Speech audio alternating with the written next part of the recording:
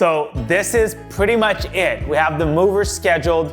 We'll be moving into our new house in the next 2 days or so. So I wanted to give you one final tour before we're in here and unpacking, and it's a huge mess, right? So we're about 98% done. As you walk through the house, we'll see we're still missing some hardware or the outlet covers and little things like that. But for the most part, we're ready to move in and we're excited. We're just a few weeks behind schedule. As you remember, we were hoping to move in by Christmas.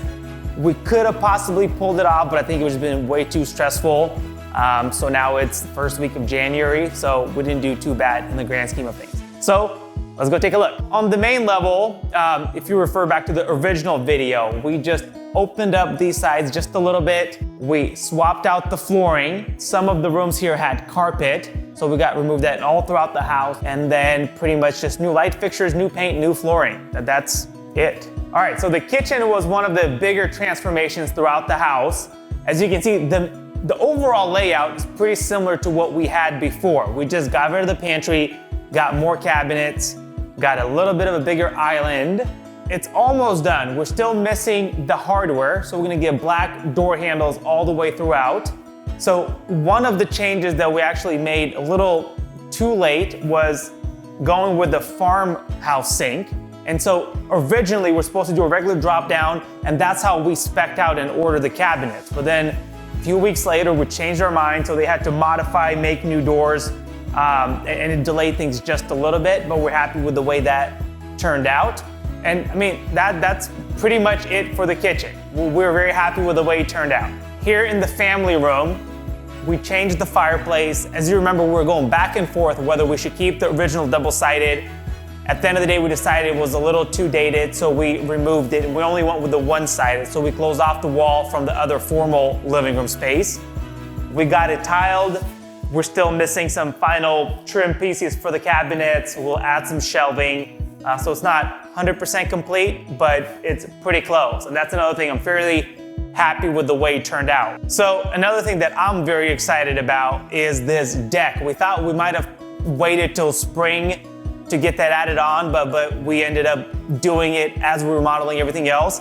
And if you remember what it used to be like, there was a huge dip that basically you step down a few steps. So now we raised the deck up to the same level as the floor, and it's a good size, and I think it makes the whole yard much, much more usable. Okay, so in the downstairs powder room, we did end up replacing the old shower, thankfully. So we've already got the glass doors on order, and they're gonna be here in a few weeks, and we still gotta finish the trim out of the plumbing and all the vents throughout the house.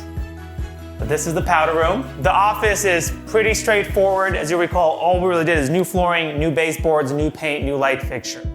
So this was an easy one. All right, so upstairs, we left the stairs carpet and got new carpet all the way upstairs. We replaced all of these railings. As you probably recall, there used to be a half wall here. So we removed this, built a new knee wall, and got new custom railings. And I think it really opens up this space very well. In the kids' bathroom, we still need to put the mirror on, but everything else is pretty much done.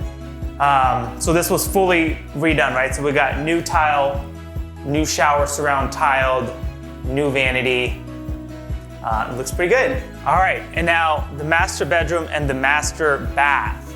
So this also it's a very similar layout, but it basically got fully redone. So new tile, we got heated floors here, actually in both bathrooms, which was a very nice addition.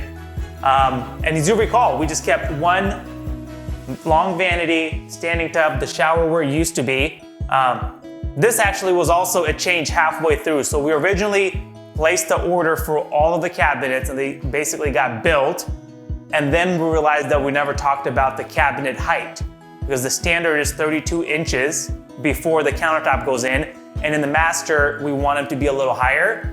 So basically what they were able to do is they cut the bottoms of the cabinets where the kick plates are, and we ended up making them wall mounted, which is probably a nice addition if you think about it. So we plan on adding some lighting underneath, so I think it's gonna be a good change, even though it would have been easier if we would have spec'd it out that way originally before we ordered the cabinets, but you live and you learn.